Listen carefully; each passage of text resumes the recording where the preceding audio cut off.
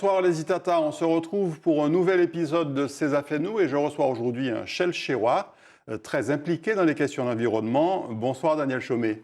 Bonsoir aux téléspectatrices et aux téléspectateurs et particulièrement aux Chelchéroises et aux Chelchérois qui nous regardent ce soir. Comment allez-vous? En pleine forme. Pleine forme?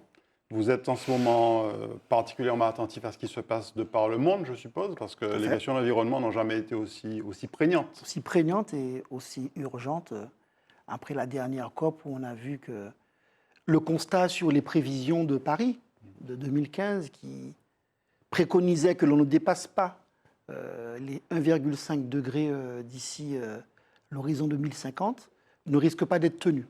Donc ce qui met la situation de la planète dans un risque à la fois environnemental, mais pas que, économique, on verra plus tard, qui pose la question du climat et du respect du climat et sans doute de la capacité des territoires industrialisés, généralement ceux du Nord, à prendre le virage de la transition énergétique et écologique pour préserver les grands équilibres de la planète. Parce qu'il faut bien comprendre qu'à trop consommer et à avoir un mode de vie de consommation qui est fondé sur le pétrole, produit du dioxyde de carbone qui est un vrai désastre écologique.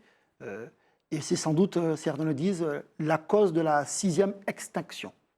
On va en parler dans la deuxième partie de cette émission, mais avant ça, il faut qu'on retrace votre parcours à travers des photos qui vont faire sans doute sourire nos téléspectateurs. C'est Kimounouye.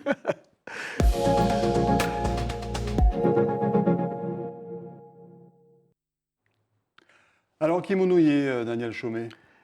Eh bien, moi, c'est un Jean Martinique avec un parcours de vie un peu particulier que pas forcément le grand public connaît, mais en tout cas qui a, je pense, façonné ma personnalité. Un parcours de vie, puis je pense un cadre familial qui a été extrêmement important et qui encore, j'ai la chance d'avoir autour de moi mes parents, même si mes grands-parents ne sont plus là, mais c'est quelque chose d'important, mes frères et sœurs, mon frère et ma sœur, donc une famille très, très, très soudée, comme nous la dénommons la famille Tchon-Tchon.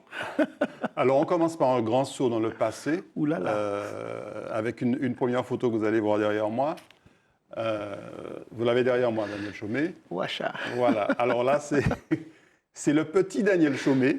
Chabin. Quel âge aviez-vous à cette époque? Là, j'ai 1 an.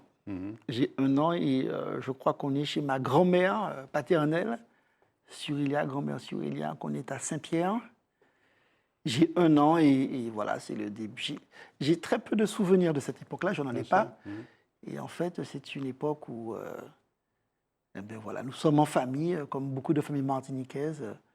Mon père et ma mère vivent chez la grand-mère de mon papa. Donc en fait, mon arrière-grand-mère, Surélia, à Saint-Pierre. Donc cette photo est prise à Saint-Pierre. Est-ce que vous avez souvenir, par contre, de l'enfant que vous avez été après? Un zitata, turbulent, en ciré?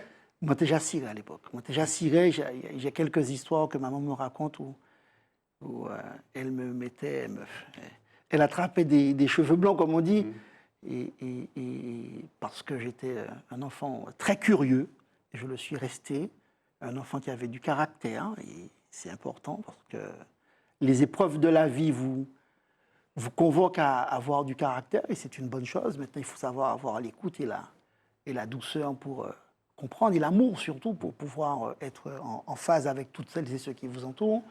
Mais c'est surtout, m'a-t-on dit, une enfance heureuse. Voilà, c'est ce que l'on peut dire. D'une famille qui était modeste. Mon père était vendeur de pain, ma maman était institutrice. Mais voilà, il y avait beaucoup d'amour et nous vivions dans le partage. Et votre particularité, vous parliez tout à l'heure d'un parcours un peu singulier. Votre particularité, c'est que vous avez eu un papa footballeur professionnel, comme on va le voir, qu'un certain nombre de Martiniquais, c'était un crack, lui. Qu'un certain nombre de Martiniquais d'un certain âge ont connu. Celle-là, c'est vous qui l'avez trouvé. Comme footballeur, voilà. Mais ont connu aussi comme homme. Et puis, vous avez eu cette séquence de plusieurs années à Monaco. Ouais. J'ai quitté. Papa a un parcours extraordinaire. Parce que je crois qu'à dès l'âge de 18 ans, il faisait partie des tout meilleurs de sa génération. Ils vont chômer. Et c'est vrai qu'il n'était pas parti. Voilà, les gens préféraient. Enfin, il faut se penser la Martinique avant les années 70. Et il avait refusé de partir. Il était jeune marié. Et ce n'est qu'à l'âge de 24 ans, sur un coup de tête, qu'il part faire un essai à Aix-en-Provence, en deuxième division. Et 6 mois après, il se retrouve propulsé professionnel à l'AS Monaco et on y reste 6 ans, voilà, de 70 à 76. Donc là, cette photo, où je suis avec mon grand frère Patrick, qui est mon aîné de 4 ans. Là, je pense qu'on est installé à Beau Soleil, qui est une petite bourgade autour de Monaco. Et on a vraiment, j'ai de magnifiques souvenirs parce que j'étais à la fois assez grand pour comprendre que ce que je vivais. Mon papa était professionnel, c'était quand même bien. Même si les médias et on va dire, y compris le niveau de vie des footballeurs de l'époque, est sans commune mesure ce qu'elle est aujourd'hui, mais on avait quand même une vie très confortable. Et je voyais bien que voilà, mon papa était connu, mais on avait surtout un environnement familial qui était extraordinaire. Il y avait le petit frère de papa qui nous a rejoints, le petit frère de maman. Et c'est vraiment des moments magiques et voilà, d'ouverture sur le monde. Justement, cette rencontre, quand on a 6 ou 7 ans, cette rencontre avec la culture française, continentale, européenne, qui vous change complètement de votre univers martiniquais, comment ça se passe? Vous avez des souvenirs? Alors, c'est très particulier parce qu'en réalité, quand j'y repense, je ne suis pas parti de Martinique, je suis parti, j'avais à peine 2 ans. Je ne suis pas parti de Martinique avec des souvenirs conscients de ce qu'était la Martinique, quoique j'avais quand même été élevé avec un certain environnement. Et finalement, ma façon de vivre la Martinique, c'était au travers du créole, que nous parlons. Et d'ailleurs, jusqu'à aujourd'hui, je parle essentiellement à mon père et à ma mère en créole, ce qui n'est pas pour moi une marque de non-respect. Mais le créole était très présent. Alors je pense que c'était une façon pour eux aussi de vivre de faire vivre leur identité parce que nous étions à Monaco. Enfin, je ne connaissais pas beaucoup de Martiniquais. Les seuls que nous voyions à l'époque, c'était c'est notre footballeur, c'est Raymond Marie-Joseph, etc. Ses amis qui tous les week-ends passaient à la maison. Et c'est comme ça que, d'une certaine manière, j'intégrais la Martinique. Et puis il y avait un petit frère à maman, Claudie, et qui nous racontait des histoires. Et c'est vrai que ma construction créole s'est faite au travers de cet univers-là, de ces échanges-là, de ces histoires qui étaient racontées.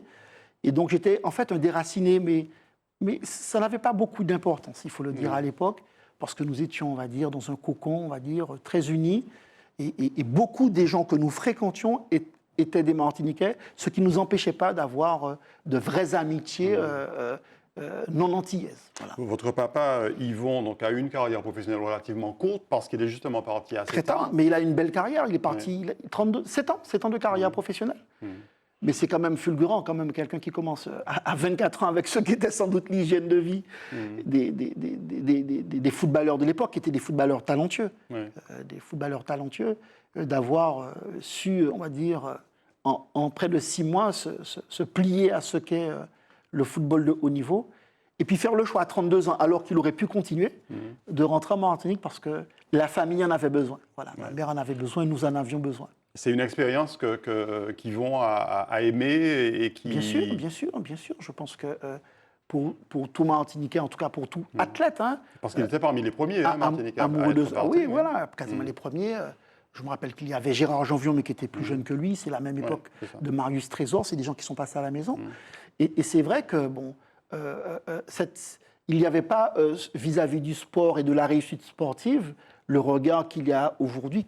Un sportif aujourd'hui, c'est quasiment à lui tout seul une entreprise. Bien sûr. Et c'est vrai que la réussite de papa a permis à maman de reprendre ses études, nous a permis nous-mêmes de nous ouvrir de manière apaisée et tranquille sur le monde. Et ça a été surtout pour lui l'occasion de vivre sa passion, parce que les souvenirs qu'il nous raconte, c'est que quand il était jeune, la seule chose qui l'intéressait, c'était jouer au football, rentrer Bocali, jouer ça, clapader Muguet et jouer au boule. Et à 16 ans, il était lui-même sélectionné en Martinique, donc c'est quelqu'un qui, très tôt, s'est imposé comme l'un des meilleurs, sinon le meilleur de sa génération. Et puis il y a eu ce retour en Martinique, qu'on va voir sur cette photo. Vous revenez à peu près 7 ans après, c'est ça? 7 ans après, voilà, en 77. Voilà. Là, c'est en 77, donc c'est une autre photo. Donc c'est toujours Chablin avec ma petite sœur derrière, Marilyn, qu'on appelait Nounou. Ça, c'est Marilyn.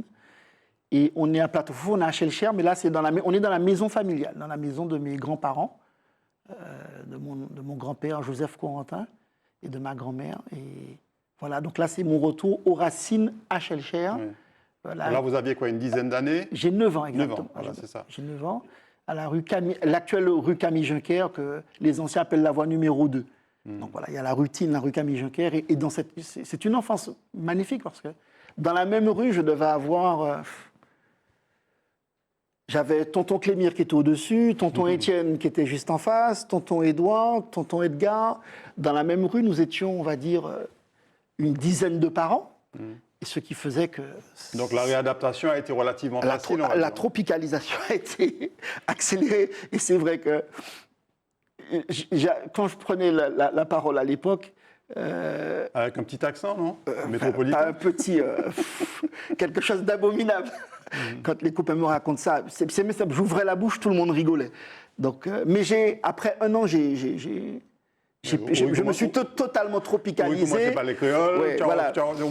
J'ai retrouvé les réflexes, ouais. Et alors parfois certains me disent qu'on m'entend un petit peu là. Enfin bon, ouais, ça je pense que c'est des gens qui pinaillent. Mais ça a été une adaptation rapide, magique, parce que je retrouvais des odeurs que je ignorais, des couleurs et un mode de vie dont j'avais rêvé, dont j'entendais parler. Et là, pour la première fois, je vivais. Et c'est vrai qu'à Plateau-Fofo, on avait ces cousins, ces fratries extraordinaires. On passait notre temps à jouer. On était tout le temps à Madiane. Enfin, là où il y a Madiane, qui a pris sa fond à Camille, qui a mangé mango toute la journée, qui a joué à la rivière, qui a baigné la rivière. Il faut s'imaginer qu'à l'époque, on pouvait se baigner dans la rivière qui est là, ce qui est impensable aujourd'hui. On y pêchait des boucs, on y chassait des crabes des boucs, des écrevisses. Des écrevisses, pour ça qu'ils connaissent ça. Donc à pêcher bouc, et on y a passé des moments extraordinaires. Et d'ailleurs, j'ai gardé cette relation très forte avec mes amis du quartier à Plateau-Fofo. Justement, à l'adolescence. Après ce retour en Martinique, vous entrez dans l'adolescence. Comment ça se passe? Ça se passe bien, c'est-à-dire que, en fait, ça s'est fait de manière très, très, très douce, parce que les éléments structurants de notre quotidien sont restés stables, très, très portés sur la famille, et puis le travail à l'école, c'était la règle. Hein. J'avais une maman qui était attentive, un papa qui était très en confiance, hein, qui posait les questions sur le travail, mais qui a toujours fondé le rapport sur la confiance. Et c'est vrai que l'adolescence s'est bien passée, et on n'a pas eu ni de blues, ni de nostalgie de notre passé. On est vraiment tombé amoureux de la Martinique. Et à cet âge-là, il n'était pas pensable pour moi de ne pas vivre et mourir en Martinique. Voilà. Est-ce que papa venait vous voir jouer au football? On va voir l'équipe de football du lycée, là. Est-ce que papa venait vous voir jouer au football? Ça, c'est les petits reproches que je lui fais. C'est vrai qu'à l'époque, voilà, je suis celui avec le bandeau rouge. Mon Dieu, mon Dieu, mon Dieu. Il y en a qui vont se reconnaître. Alors, cette équipe a fait des ravages au lycée. Pour ceux qui s'en rappellent, c'était le FC Jouissif. FC Jouissif. FC Jouissif, voilà. Avec l'incandescence avec des copains de Saint-Pierre, là, moi je reconnais Gouloulou, il y a Dominique Placide, il y a Serge Voyer. Enfin bref, ils se reconnaîtront. Est-ce que vous étiez bon footballeur en digne fils J'étais un très bon footballeur. J'étais un très bon footballeur, taquin, mais bon, voilà, sans commune mesure avec le footballeur exceptionnel qui était mon père. Un très bon footballeur, et voilà. Et puis j'étais surtout et je suis resté un sacré compétiteur. Parce que j'ai pratiqué le football, j'ai beaucoup pratiqué la pétanque, parce que mes oncles à Plateau-Fofo avaient créé le premier club de pétanque. Il faut savoir que la pétanque est un sport très populaire. Hein. Après d'ailleurs le football, c'est la pratique sportive qui a le plus de licenciés, et c'est encore vrai. Et nous étions des fans de pétanque, on jouait tous à la pétanque, on a tous été champions de Martinique, Antilles-Guyane. Certains de mes cousins, donc 2, ont eu la chance de faire les trophées Canal+. Et la deuxième passion, c'était le football. Et je n'ai pas joué en club ici, mais plus tard à l'université, j'ai joué à très bon niveau, puisque j'étais à Toulouse en universitaire national. Et certains des joueurs qui étaient là ont été des professionnels. Je pense à Dominique Arribagier, à Hernandez, à Carrière, qui a joué à Lyon, qui a d'ailleurs été international, avec qui j'ai joué en universitaire national, et avec qui on a été champion de France en 1990. Donc c'est quand même... Bon. Avant l'université, il y a eu le bac. Et on va voir la photo juste après le bac et juste avant Juste le avant départ. le départ, ouais, avec beaucoup de kilos en moins, c'est vrai. Et voilà, là on est à Terreville. Là on est à Terreville puisqu'on a déménagé. On a quitté, on va dire, la maison familiale de mes grands-parents. Et c'est au début des années 85, ouais, on habite à Terreville. Et là on est en 1987, juillet 1987. Et je pense que cette photo a été prise juste quelques semaines avant mon départ pour faire mes études, puisque j'ai passé à l'époque un bac D, passionné de physique, de sciences physiques. Et d'ailleurs, j'en ai fait mon métier, avec des rencontres d'enseignants qui ont été déterminantes pour moi. Vous êtes parti faire vos études où, dans quelle ville? À Toulouse, Toulouse. à l'université Paul Sabatier. Et c'est vrai Donc que études de sciences, études de sciences, mais beaucoup influencé par des professeurs remarquables que j'ai eu au lycée Schellcher. Je pense à Christian Cyril, à qui je dis vraiment, c'est des bouts qui sauvaient moins, parce que j'étais un peu turbulent, il faut le reconnaître. Je pense à M. Varas, qui était prof de physique. Je pense à Mme Leclerc, Yvonne Leclerc, qui est morte il n'y a pas longtemps, à qui j'ai fait un mot pour sa fille en lui disant que sa mère m'avait donné le goût, en tout cas de la matière, au point d'en faire aujourd'hui mon métier. Donc c'est vraiment de belles rencontres d'enseignants et qui m'ont vraiment donné la passion, en tout cas qui ont su révéler en moi la passion des sciences. Et j'ai beaucoup aimé ce moment au lycée. Et donc vous êtes devenu, quelques années après, professeur de sciences physiques. Professeur de sciences physiques. Voilà. Après combien d'années d'études? Alors j'ai fait 5 années d'études et après j'ai fait 2 années de stage en France. À Bordeaux et à Créon. Donc je suis resté dans le sud-ouest. Voilà, donc avec du plaisir. C'est des régions qui sont douces à vivre, hein, avec de belles rencontres. Et après, voilà, j'ai pu retourner en Martinique après ma première mutation. L'enseignement, c'est une vocation pour vous? J'adore. Alors, ce qui est marrant, c'est qu'à l'époque, en seconde, je pense que c'est davantage parce qu'on est dans l'âge de la contestation, je disais plutôt, monsieur, que moi, qui fait tout métier sauf professeur. Mon père est enseignant, ma mère est enseignante, puisque papa a fait sa reconversion en tant que prof de gym, ma mère est enseignante. Et c'est vrai qu'après après la maîtrise, j'ai entamé un 3e cycle et finalement, je n'ai pas adhéré à l'idée de rentrer dans de la recherche. Et j'ai pris le virage de l'enseignement. Donc, j'ai préparé les concours que j'ai eus. Et ça a été vraiment quelque chose de naturel. Et j'adore ce métier parce qu'il vous met en relation d'une part avec l'autre. Et je pense que je suis un homme de partage et je prends plaisir à le faire. Mais surtout parce que je reste passionné de science. Et que l'idée de partager sur quelque chose comme ce sujet est quelque chose de très important pour moi, avec lequel, en tout cas, je suis tranquille et très heureux et épanoui aujourd'hui. Alors, passionné de sciences, et on va le voir aussi, passionné d'environnement. Ouais. On revit tout ça à travers la rubrique Matinique.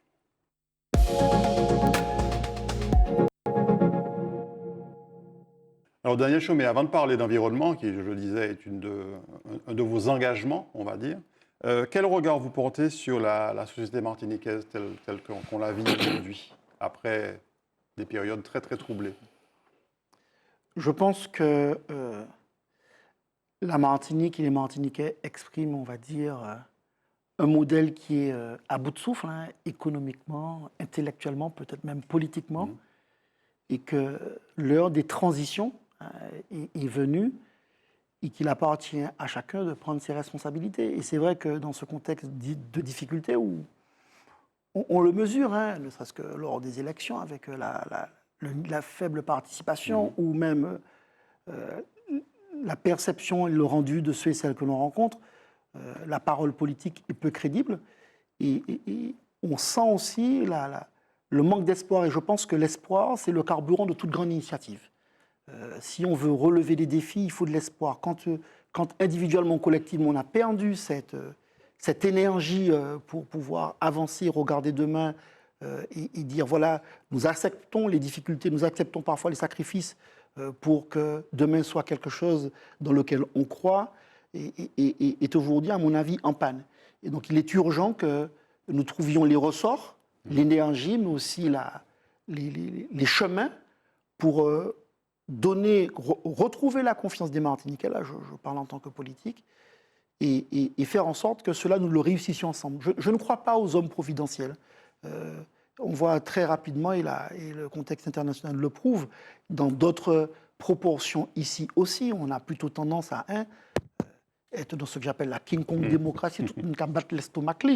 Je ne crois pas aux hommes providentiels et je crois que les pratiques de l'homme providentiel sont des pratiques qui nous mènent à des impasses. Parce qu'elles se privent de la diversité des talents, elles se privent de la co-construction et de ce qui fait la richesse de toute initiative. C'est parce qu'elle est plurielle. Voilà. Alors, on en revient à ces questions d'environnement qui sont effectivement prégnantes et de plus en plus. On va d'abord voir une photo qui symbolise, que vous nous avez transmise, qui symbolise la biodiversité martiniquaise, Voilà, cette richesse exceptionnelle que nous avons. Exceptionnelle, remarquable. Et l'un des défis dont vous avez parlé tout à l'heure, c'est de la préserver. De la connaître, de la préserver et de la valoriser. Je n'ai pas une vision, on va dire, fermée de l'écologie. Je suis amoureux non pas du vert, mais du vivant. Et j'intègre l'activité humaine dans cet idéal qu'il y a à construire. Et c'est vrai que la Martinique, qui a été une terre d'esclavage, ensuite une terre colonisée, une terre de pratiques monoculturales, où l'on voit bien que l'initiative privée est quelque chose qui a été très cloisonné, peu accessible dans un premier temps. On est la première génération de Martiniquais, comme vous et moi, qui ont été, pour certains, des créateurs d'entreprises en mesure de transmettre l'outil de leur travail aux générations futures. Donc, c'est un peuple qui s'est construit, on va dire, voilà, par étapes. Et je pense que de toutes les pistes qu'il peut y avoir, sans doute d'autres ont des idées différentes, je pense que la question de la valorisation de notre patrimoine, de notre richesse naturelle, notre patrimoine immatériel, c'est-à-dire la culture, sont des pistes puissantes pour pouvoir redonner du sens et générer un modèle alternatif à celui fondé sur la consommation et l'import. Et ça, c'est essentiel. Et quand je dis ça, c'est pas de manière fétichiste. Je pense que notre capacité à mettre puissamment nos engagements sur la valorisation de nos espaces, réussir la transition énergétique, avoir une gestion beaucoup plus rationnelle de l'eau, certes pour des raisons économiques et environnementales, mais c'est aussi générateur d'activités, producteur de richesses, producteur de savoir-faire. Résoudre la question de l'assainissement, je prends un cas concret. Aujourd'hui, 99% de l'assainissement individuel en Martinique est défaillant. C'est un problème pour l'environnement, parce que ça veut dire que nos plages sont exposées à un risque fécal. Et le problème, c'est que... C'est un problème pour les touristes, parce que quand les touristes viennent et qu'on leur dit, bon, voilà nos plages, bon, vous ne pouvez pas trop y aller parce que l'assainissement, ça craint. Faire en sorte que la puissance publique se saisisse de ces questions-là, accompagne les acteurs privés, parce qu'il y a derrière un savoir-faire martiniquais, trouve des solutions à l'assainissement individuel, parce que je peux vous dire que résoudre l'assainissement individuel à Font-Batelière ou à Texaco, ce n'est pas le faire en région parisienne ou dans une campagne en France. Donc ça répond à des contraintes particulières. Trouver ces solutions-là, c'est résoudre des problèmes en Martinique, mais c'est aussi donner à des acteurs martiniquais la possibilité d'aller exporter ces solutions, pas seulement pour les 400 000 Guadeloupéens, mais les 40 millions de Caribéens. C'est à ce niveau d'ambition que je pose la question de l'environnement et de l'exigence environnementale, qui soit à la fois une richesse, mais une opportunité pour nous ouvrir au monde et participer aux grands défis que nous devons avoir. Mais Daniel Chaumet, qu'est-ce qu'on dit de la photo qu'on va voir là, qui justement n'est pas non seulement pas respectueuse de notre biodiversité. Voilà. Celle-là, c'est vous qui l'avez trouvée. Voilà, comment est-ce qu'on peut comprendre que des Martiniquais eux-mêmes, aujourd'hui, agissent comme ça, devant une déchetterie, celle de Cazenavire en l'occurrence, créer aujourd'hui des dépôts sauvages. Des dépôts sauvages. Et il y en a malheureusement énormément, comme les véhicules hors d'usage qu'on voit un peu partout en Martinique. Si on prend le temps de répondre à ça, c'est vrai que la photo d'avant était beaucoup plus apaisante. Bien sûr. On voit à la fois la richesse, et on voit bien la vulnérabilité, là. On voit bien la vulnérabilité et le risque, c'est-à-dire les activités humaines. La politique publique des déchets, comme d'autres en Martinique, fait partie des politiques sur lesquelles je pense que, certes, il y a eu des progrès. Nous ne traitons pas nos déchets comme on le traitait il y a 50 ans, il ne faut pas se raconter d'histoire. On ne les traite pas comme on les traitait il y a 20 ans. Il y a des filières qui ont été mises en place, de l'amélioration, y compris la compréhension des enjeux par les citoyens, mais je pense qu'on n'est pas allé assez loin. Et les récents incidents du SMTVD, qui est le syndicat mixte qui a pour mission de traiter les déchets collectés, est bien on va dire, la démonstration que des politiques ont failli pour plusieurs raisons. Je pense qu'on a manqué d'ambition en Martinique sur ces sujets-là. Vous savez, sur un territoire de 1000 km², il y a 20 ans, il était possible d'enfouir et de brûler. La législation européenne va vers un verdissement des exigences. Et bientôt, il ne sera ni possible d'enfouir, ni possible d'incinérer n'importe comment. Donc ça veut dire que les territoires, les États membres, les collectivités devront mettre en place de manière exigeante des filières de collecte pour faire en sorte qu'un matériau plastique n'aille pas dans une poubelle n'importe comment et se retrouve enfoui alors que ce matériau plastique recyclé peut lui-même avoir une deuxième vie. Je donne juste un chiffre. À l'horizon 2030, si la planète, là je ne parle pas que de la Martinique, si la planète ne prend pas des dispositions sur notre usage par rapport au plastique, il y aura plus de plastique dans les océans que de matière vivante. Essayez d'imaginer ce que ça voudra dire que de manger un poisson frais. Donc ça veut dire qu'on est individuellement, collectivement convoqués à prendre des dispositions sur la planète, mais aussi en Martinique. Et c'est vrai que de ce point de vue-là, je pense que non seulement on n'a pas pris les bonnes décisions, la Guadeloupe a fait le choix d'être territoire d'expérimentation. Ça veut dire quoi? Ça veut dire que les Guadeloupéens, techniquement, juridiquement et peut-être réglementairement, s'organisent pour penser à la fois la collecte et le traitement des déchets pour être au rendez-vous de ce que seront les nouvelles exigences de la loi anti-gaspillage.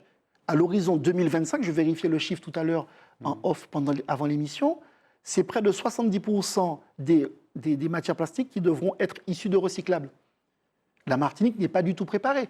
Et là, on voit bien que les politiques, de manière générale, ont sous-estimé, on va dire, à la fois les impératifs de ce point de vue, mais je pense qu'ils ont sous-estimé le potentiel de cela.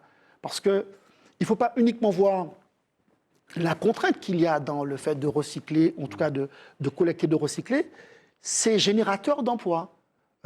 Prendre du plastique, le remettre au recyclage, c'est générateur d'emplois. Aujourd'hui, quand on regarde les VHU, on a beaucoup progressé, mais ça reste quand même quelque chose de pas admissible. Il y a dans la nature en Martinique entre 30, certains disent, et 50 000 véhicules. On ne peut pas s'appeler l'île aux fleurs et avoir une telle catastrophe. Donc il faut les collecter. C'est de la matière première qui peut être valorisée et qui peut avoir une deuxième vie. Donc le vrai chantier, de ce point de vue, à la fois sur les déchets, c'est de mettre en place de manière beaucoup plus efficace que ce ne l'est aujourd'hui, avec plus de déchetterie. C'est important, avec des durées de collecte qui soient plus régulières, parce que quand à côté de chez moi, ma borne jaune est remplie, je rouspète, mais je mets des sacs chez moi. Donc certains sont agacés, ils les mettent à la poubelle. Juste pour terminer, aujourd'hui, l'équipement qui était prévu pour près de 20 ans en Martinique, qui est au Petit Galion, au Robert, ce sont ce qu'on appelle des casiers. On a tellement mal géré les choses, en tout cas, les choses ont été tellement mal gérées sur les 10 dernières années, en tout cas sur les 6 dernières années, puisqu'il a ouvert en 2015, que le risque qu'il y a, c'est que dans les 5 ans qui viennent, il soit rempli.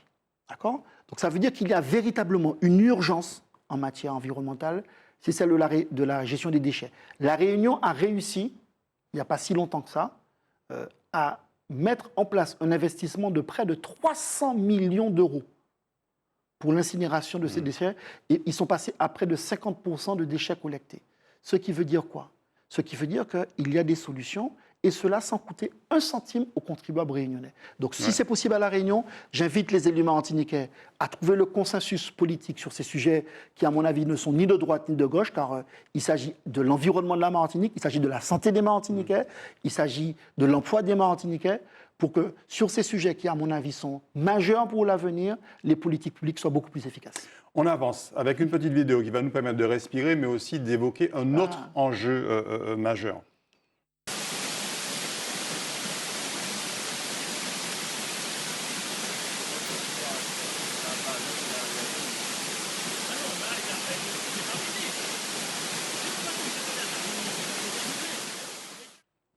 Donc Daniel Chaumet, c'est une vidéo que vous avez vous-même réalisée sur l'eau et qui nous montre la chance qu'on a d'avoir cette richesse en Martinique. On a l'impression qu'il y a beaucoup d'eau, mais aujourd'hui, on se rend compte que la gestion de l'eau c'est probablement l'un des enjeux Aussi majeurs de ces prochaines années.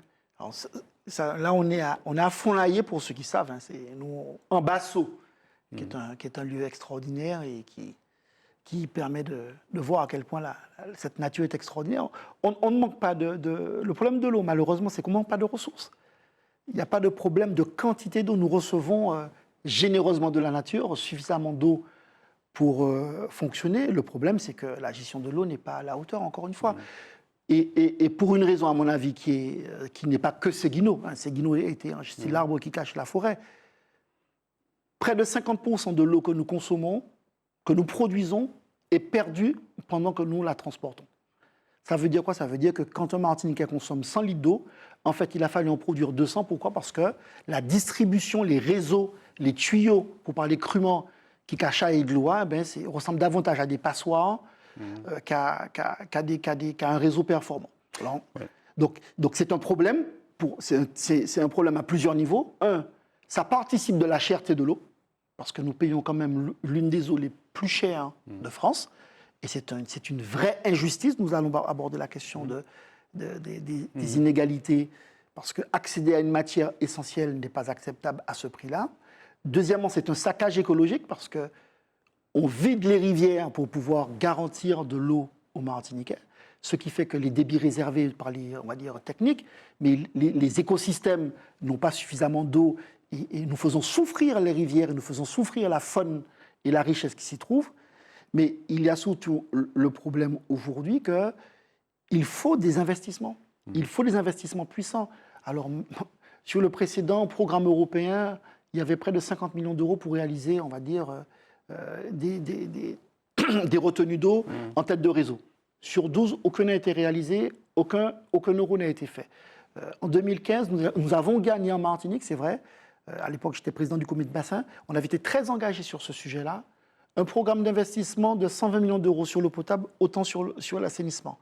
6 ans après, pas un euro n'a été engagé. Pire, le document de planification, le schéma directeur, le SDAGE, et d'aménagement de gestion de l'eau qui a été voté a diminué par 2 les prévisions de dépenses dans le domaine de l'eau. Donc je dis que sur ces champs, qu'il s'agisse de l'eau et des déchets, mon regard, on va dire avec le recul, c'est que nous ne prenons pas la bonne direction. Il est urgent que sur ces sujets-là, il y ait de vraies tables rondes qui fédèrent les énergies, les acteurs, y compris les usagers martiniquais, pour que nous prenions les bonnes décisions. Le seul réservoir de la ville de Fort-de-France, qui est à l'évêché, perd quasiment l'équivalent de la consommation journalière de la ville de Schellcher. Combien de temps cela va encore-t-il durer? Donc voilà. Donc il y a sur l'eau un vrai sujet, et je pense que la seule et unique solution, c'est réagir puissamment sur les investissements. La Caisse des dépôts fait des prêts très longue durée qu'on appelle AQO, qui permettent de faire ces investissements. Je trouve qu'il y a, de ce point de vue-là, un manque d'initiative, sinon de résultats, même si quelques progrès ont été faits. Alors, on va voir rapidement quelques photos qui symbolisent votre engagement, parfois au plus haut niveau, concernant ces questions d'environnement. Là, par exemple, c'est la COP21. C'est la COP21. Je suis accompagné de la ministre de l'Énergie du Costa Rica. Alors, pourquoi? Parce qu'on avait fait un aparté, et on avait en Martinique à l'époque, j'étais président de l'Agence martiniquaise de l'énergie. D'ailleurs, on avait fait le choix de créer cette structure pour qu'il y ait de l'expertise technique et permettre aux politiques, dans un domaine qui est, on va dire, complexe parfois, d'avoir suffisamment d'ingénierie et être en mesure de prendre les bonnes décisions, sans dépendre de l'État, même si l'État a son rôle à jouer, sans dépendre d'EDF, de l'ADEME, pour faire que les élus martiniquais aient cette expertise à domicile et qu'ils ne soient pas, on va dire, dans des intéressements qui soient autres que ceux que l'intérêt des Martiniquais. Et la Martinique, avait pu, pas en son initiative à l'époque, être reconnue dans la Caraïbe, au point que, me semble-t-il, que la coopération énergétique était l'un des sujets prioritaires que nous avions au cadre de l'OCS. Et j'avais été désigné par les États membres non indépendants de la Caraïbe, je parle de British Virgin Islands, Montserrat, Guadeloupe, Guyane, etc., pour être le représentant de ces territoires lors de la COP21 à Paris. Donc c'était une immense fierté. Et l'aparté que j'ai eu avec la ministre du Costa Rica, ministre de l'Énergie, ministre de l'Énergie, c'était très important parce qu'en réalité, c'est l'un des rares territoires 100% renouvelables. Alors, on arrive à faire ça sur des petits quartiers, des petites îles. Le Costa Rica, quand même, c'est près de 20 millions d'habitants, me semble-t-il. Je ne vais pas dire trop de bêtises. Mais je ne suis pas assez calé. Je ne suis pas assez calé. Je pense que certains internautes vont dire je ne peux pas parler pour Voilà. Je pense que c'est quand même une dizaine, une vingtaine de millions d'habitants. C'est quand même un territoire significatif où ils sont à 100% d'énergie renouvelable. Alors, avec beaucoup de rivières, mais avec du solaire, avec de l'éolien. Et la démonstration qu'elle nous faisait, c'est de dire que la transition énergétique, souvent, elle est mal comprise. Parce que dans transition énergétique, transition écologique, souvent, les gens pensent sans inconvénient. Une éolienne, c'est un mât qui est massif. Hein. Le photovoltaïque, les panneaux en silicium sont très polluants. La géothermie, on va aller chercher la chaleur sous terre, mais ça fait du bruit, et puis les gisements peuvent avoir des odeurs un peu embarrassantes. L'idée de la transition énergétique, c'est de prendre les avantages de chacun et de minimiser, de tempérer les inconvénients. On va voir d'ailleurs une photo où justement vous animiez une conférence sur la transition énergétique. Voilà, ça c'est... ah oui, ça, oula. Voilà. Qui, elle, se passait à la Martinique, alors, c'était justement en 2013. La Martinique avait pris le leadership, je pense, sur ces questions-là à l'époque de la COP21. Et nous avions réussi, c'est une grande fierté, de réunir en Martinique cette première conférence énergétique de la Caraïbe. Donc, avec tous les ministres de l'énergie de l'OECS, certains premiers ministres, et l'idée était de dire que les Caribéens avaient quelque chose de singulier. Ils avaient tous une grande, sinon une exclusive dépendance au pétrole. Alors pour Trinidad, qui est producteur, ce n'est pas un problème, mais pour tous les autres, ça l'est. Je dis simplement que la facture énergétique de la Martinique, pour le fuel, c'est 400 millions d'euros par an. D'accord ? Donc vous pensez que c'est quelque chose qui coûte cher. Et tout ça pour brûler, on va dire, à 75% du pétrole. Donc l'idée, c'est aussi pour les Caribéens d'imaginer des solutions qui soient adaptées à leur réalité. Mettre des panneaux solaires chinois, c'est bien beau, mais l'insolation en Chine n'est pas la même que sur la Caraïbe. Eh bien, imaginons des panneaux avec des optimisations qui soient typiques au ciel caribéen. Et là, je simplifie les choses. Mais c'était vraiment une base très forte pour dire qu'il fallait que l'on ait une stratégie caribéenne en matière de transition énergétique, parce que nous avons cela de particulier, c'est que nous sommes des territoires qu'on dit non interconnectés. La France à côté, l'Espagne qui est à côté de l'Allemagne, la France moitié l'électricité, qui a pigé en bouton, et qui attrape l'électricité d'Italie, d'Allemagne ou de ses voisins. Martinique, pas ni ça. Si nous ne sommes pas capables de produire énergie, nous, eh bien, nous, en difficulté. Eh bien, l'idée, c'était de fédérer les énergies caribéennes pour porter des solutions, et c'est ainsi qu'on a eu à être unis dans nos voies et dans nos positions face à des États, face, on va dire, à des puissances. Hein. Et les puissances du pétrole ne sont pas les moins agressives que nous connaissons, pour que nous ayons une façon bien à nous de porter notre transition énergétique caribéenne. Alors, sur cette question de la dépendance énergétique, il y a eu, on va le voir sur cette photo, il y a eu un chantier qui a fait du bruit, le chantier Albioma. Là, on vous voit en visite avec sur le chantier. Voilà.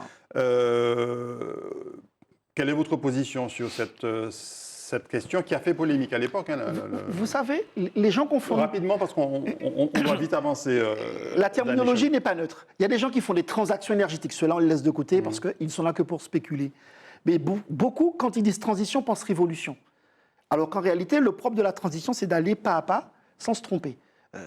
Des gens vous disent, oui, si on veut réussir la transition énergétique en Martinique, il n'y aurait qu'à mettre des panneaux solaires. Je leur dis, oui, ça marche à midi, mais le soir, ça ne marche pas. Alors, si on veut faire marcher ça comme ça, il faudrait mettre des piles de l'équivalent de la taille d'un conteneur. Il faudrait en mettre 10 000 sur la Martinique. 10 000 sur 1000 km², ça veut dire que tous les kilomètres-carrés, vous avez 10 piles. Ouais. Donc ça veut dire que l'état de la connaissance aujourd'hui ne permet pas à la Martinique d'être indépendante énergétiquement avec le photovoltaïque. Donc il faut d'autres sources. Ça ne veut pas dire qu'il faut y renoncer, ça veut dire qu'il faut non seulement le faire, mais ça veut dire qu'il faut pousser la recherche, l'innovation, pour que la taille des piles diminue, qu'on soit meilleur en matière de stockage. Mais en attendant, on ne va pas attendre le blackout. En attendant, plutôt que de brûler du charbon, ce que certains font encore en Allemagne, plutôt que de brûler du fioul, ce que DF fait à Bellefontaine, plutôt que brûler du gaz, il y a encore moins polluant, c'est brûler de la biomasse. Donc c'était ça l'idée de la transition. La biomasse, vous nous rappelez ce que c'est? Donc de la biomasse, en fait, c'est des résidus végétaux. Alors il ne s'agit pas d'aller couper l'Amazonie, parce que, encore une fois, il y a toutes sortes de positions farfelues. Donc les activités agricoles génèrent des arbres qui, pendant leur vie, alors c'est un peu théorique, mais je prends le temps de le dire, qui, pendant leur vie, poussent et font des feuilles, ces feuilles captent du CO2. D'accord? Donc c'est pour ça qu'on dit qu'il est important qu'on ait des forêts. Et donc, en termes de bilan énergétique, quand vous brûlez cela, vous redonnez le CO2 qu'il a capté. Donc on dit que le bilan carbone est neutre. Et du point de vue du reste, il est 8 fois moins polluant de faire cela que de brûler du charbon ou brûler du fioul.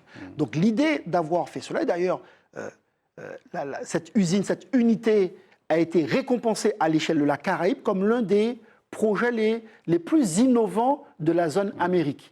D'accord? Donc, c'était un vrai succès. Pourquoi en plus? Parce que cette usine, au départ, devait être au charbon. Et l'un des combats que nous avons gagnés, en tout cas que j'ai gagné avec d'autres, c'est de faire en sorte que ça ne soit pas du charbon, mais de la biomasse. Et surtout de la biomasse locale. Pourquoi il y a de la biomasse locale? Il y a des bois dans les rivières qui posent des problèmes. Donc, et c'est là qu'on rejoint l'idée de l'économie circulaire.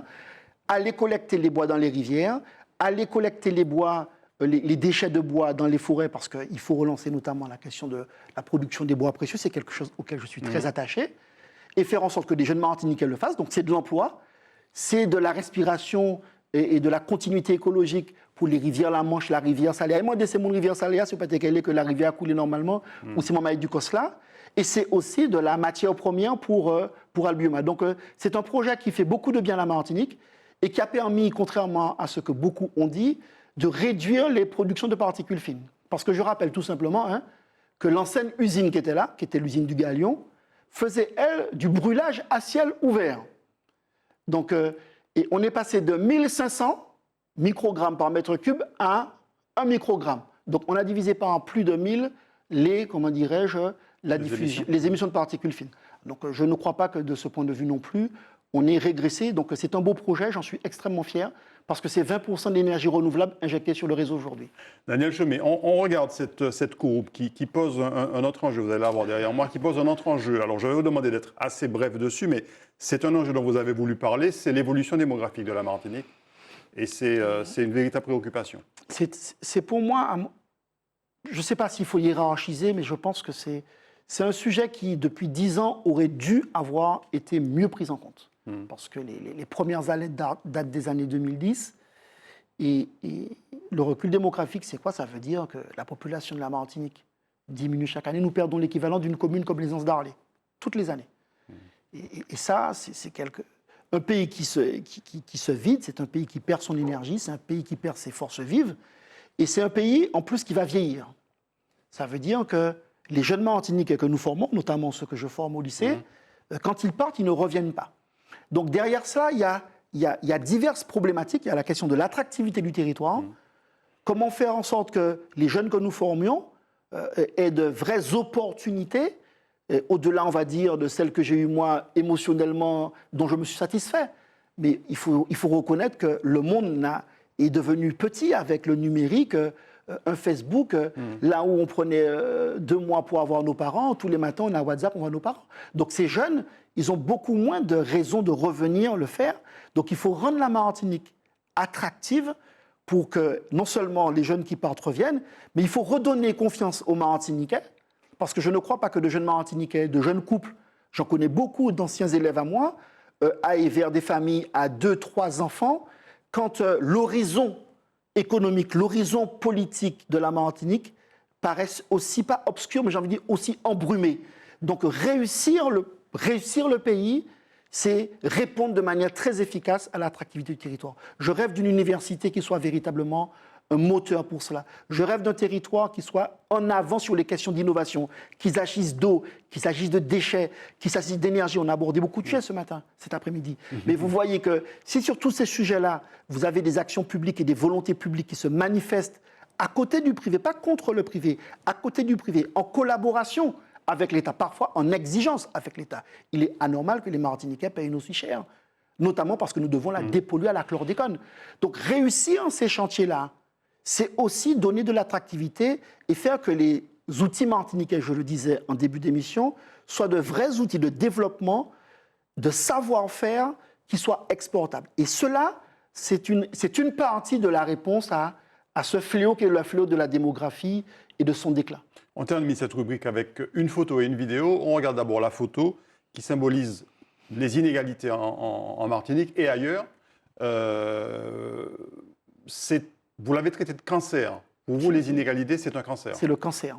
C'est un cancer parce que, humainement, on ne peut pas se satisfaire de l'opulence du monde et de l'opulence de certains et du travail, de l'urgence de chacun et de cohabiter avec ça.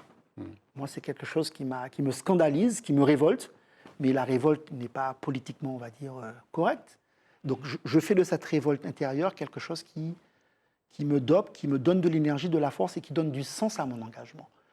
La question des inégalités, c'est ce qui nous fera, on va dire, passer du bon côté ou du mauvais côté de la ligne. Et on le sait, ce n'est pas un problème que martiniquais. Pas que martiniquais. On va écouter Mia Mottley, qui est la première ministre de Barbade, sur cette vidéo, et puis on revient en parler. We have the means to give every adult a vaccine. And we have the means to invest in protecting the most vulnerable on our planet from a change in climate. But we choose not to. It is not because we do not have enough. It is because we do not have the will to distribute that which we have.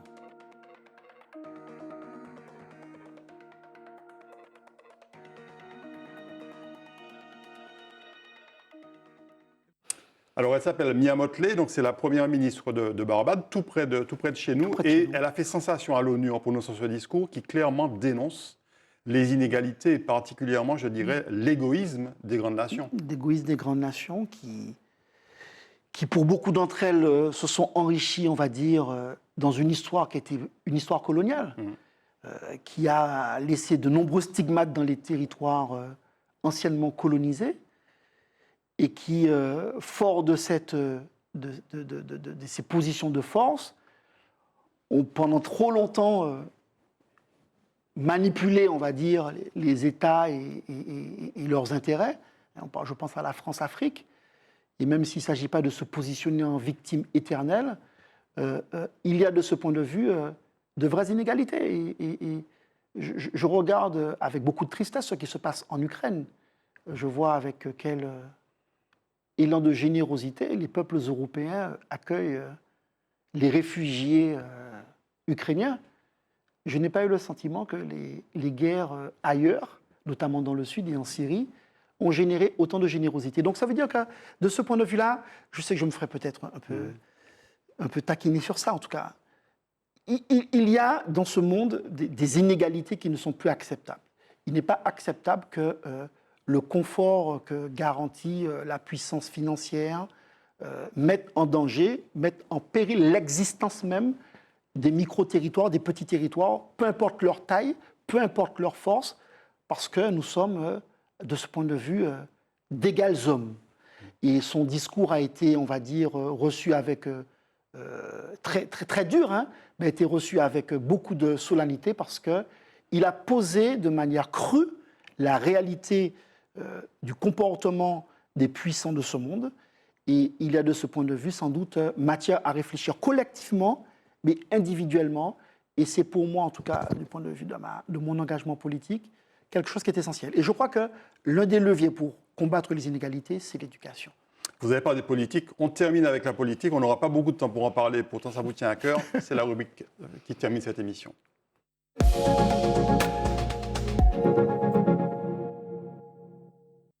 Alors, la politique, c'est votre autre engagement, Daniel Chaumet. Vous êtes arrivé en politique très jeune. D'ailleurs, on va voir une photo qui symbolise cette arrivée de Daniel Chaumet en politique. Wow. Quelqu'un qui vous a fortement influencé, je suppose. Ouais.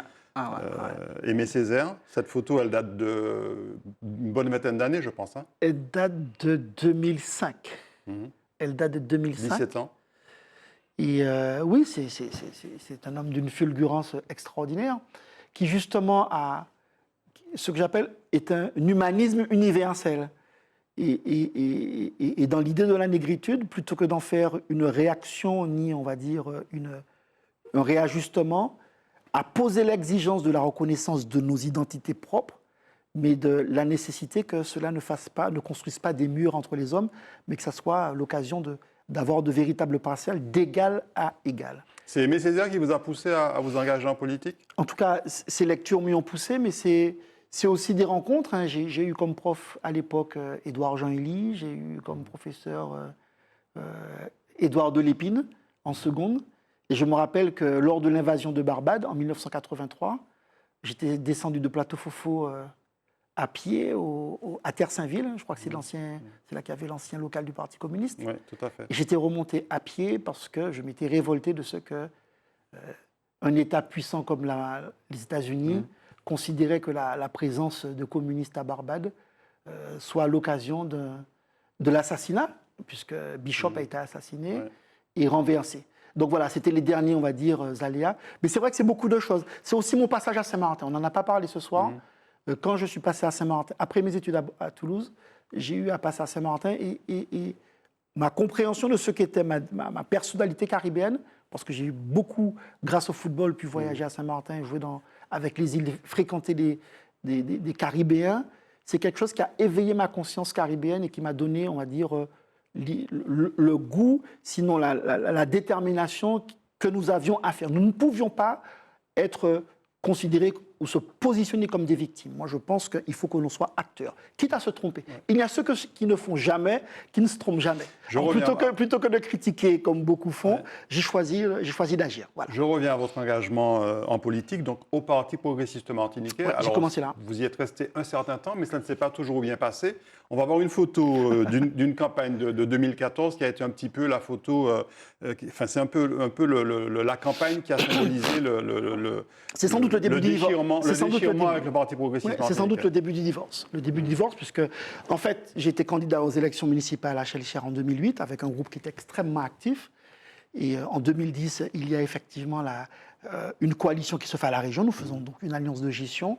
L'engagement m'est donné, la parole m'est donnée que la gestion que nous avions commune avec Vivre Chelcher à la région n'entamait pas nos engagements municipaux à Chelcher. Cela a été dit à moi et à des militants et nous sommes trahis en 2014. Nous sommes trahis en 2014, mais encore une fois, là, je fais un choix politique de dire que la loyauté, c'est fondamental. Donc je suis resté loyal aux principes qui avaient été les nôtres et nous avons continué. Et c'est vrai qu'à partir de là, je n'ai pas pu me retrouver à l'aise dans un parti dans lequel non seulement les paroles n'étaient pas tenues, mais pire, où j'avais le sentiment que ce qui était plus important, c'est de savoir qui avait dit. Donc la position du chef l'emportait sur toutes les autres, sans qu'il y ait débat. Et cette idée d'un parti qui se transforme en parti de la pensée unique est quelque chose auquel moi je n'ai pas voulu me confronter. Donc j'ai fait le choix d'en partir et de poursuivre autrement. Parce que je pense que... Cette campagne de 2014, vous n'avez pas vraiment pu la mener à bout. Donc c'est vrai qu'il y a eu l'incident de l'invalidation, mais on a pu en 2020 aller... On va voir la photo de 2020. au bout de l'affaire, mais c'est vrai que c'était pour ma trajectoire au PPM, on va dire, le début de la fin. Et donc là, c'est la famille Chelcher dynamique et solidaire. Donc c'est ma famille à Chelcher. Le scrutin municipal de 2020, donc. Donc c'est unis dans la diversité. Voilà, c'est notre mot d'ordre, même si on est engagé depuis 2008. C'est vraiment des citoyens, des citoyennes, des politiques venus de tous bords, construits autour d'un projet qui est Chelcher Ville Durable. Et on retrouve la cohérence avec non seulement des sujets qui me sont chers, mais qui leur sont chers, d'un développement qui soit beaucoup plus harmonieux, mais pour tous. On va avoir une dernière photo, Daniel Chaumet. C'est votre dernière campagne, enfin la campagne la plus récente, je ne veux dire pas la dernière, la campagne la plus récente en politique. C'est lors de la CTM. Voilà, les élections territoriales de l'an dernier, avec Philippe Joc. Avec la liste menée par Philippe Joc. Voilà, tout à fait. Pourquoi ce choix de Philippe Joc? Moi, je pense qu'il faut qu'on aille vers des ruptures. Je vous parlais tout à l'heure des travers de ceux qui sont pour moi... les dérives des partis politiques, c'est pas qu'au PPM, vous regardez ce qui se passe au MIM, enfin, on peut dire ce qu'on veut, où je pense que l'idée d'avoir un homme providentiel derrière lequel tout le monde se réfugie pour tout penser, pour tout dire, est une impasse. Et c'est vrai que je crois avec d'autres, et notamment avec Philippe, à l'idée d'une mutation des pratiques politiques. Je crois puissamment en l'idée qu'il faut réduire les inégalités, qu'il faut agir sur les leviers de l'environnement, et que cela, il faut le faire de manière sérieuse et construite. Est-ce qu'on peut encore croire à la politique? On voit que l'abstention a fait un bond extraordinaire dans tous les derniers scrutins, pas seulement en Martinique, on le voit aussi au niveau hexagonal. Est-ce que vous croyez qu'on peut encore donner confiance en la politique aux électeurs et en tout cas aux administrés? Vous savez, face à ça, moi j'ai une façon très fatale de répondre. J'ai dit il n'y a pas d'issue dans le renoncement. Parce que l'abstention est un renoncement. C'est un renoncement, vous renoncez. Parce que je ne crois pas que l'anarchie soit une solution. Le renoncement n'est pas une solution. Et je dis à ceux qui sont tentés de renoncer, parce qu'il y a des raisons à cela, il y a de la déception, engagez-vous. Engagez-vous vous-même. Fédérez autour de vous des énergies. Si ceux qui sont en face n'ont pas, on va dire, la confiance pour pouvoir leur donner la responsabilité, assumez-vous la responsabilité. Vous êtes citoyen, vous êtes parent, vous avez des enfants, vous avez des voisins, engagez-vous. Démontrez que vous êtes en mesure de faire mieux. Vous voyez, je lis de manière un peu provocatrice. Tout ça pour démontrer qu'au fond, même lorsqu'on ne vote pas, certains votent. Et cela conduit à quoi? Cela conduit à reconduire ceux-là même que l'on dit et qui ont démontré qu'ils n'ont pas fait le job. Donc je crois que la pire des choses, c'est le renoncement. La pire des choses, c'est ne pas aller voter. Au mieux, aller voter blanc. Et cela est beaucoup plus significatif. Bon, alors aujourd'hui, j'ai fait le choix de m'engager avec des hommes et des femmes. Philippe Joc n'a pas d'expérience particulière politique au sens électoral du terme. Mais il est président de la Chambre de commerce. Je peux vous assurer qu'être un acteur du développement de l'économie de la Martinique, c'est déjà faire de la politique. Donc je l'ai fait avec lui, avec d'autres hommes et femmes. Et c'est vrai qu'on a mené une politique une campagne d'une fraîcheur, d'une liberté dans laquelle je me suis... j'ai pris mon pied. Voilà. Et on a bien compris, Daniel Chaumet, que vous allez encore mener d'autres campagnes. Vous n'êtes pas prêt de prendre du recul avec la politique. En tout cas, merci beaucoup. Le temps est passé très vite. On a parlé de beaucoup de choses. C'est Fanon qui disait qu'il appartient à chaque génération, dans une relative opacité, de découvrir sa mission, la trahir ou l'accomplir. Donc voilà. Ce sera le mot de la fin. Merci beaucoup. J'ai fait le choix de l'accomplir. Merci à vous de nous avoir regardés. Très bonne soirée.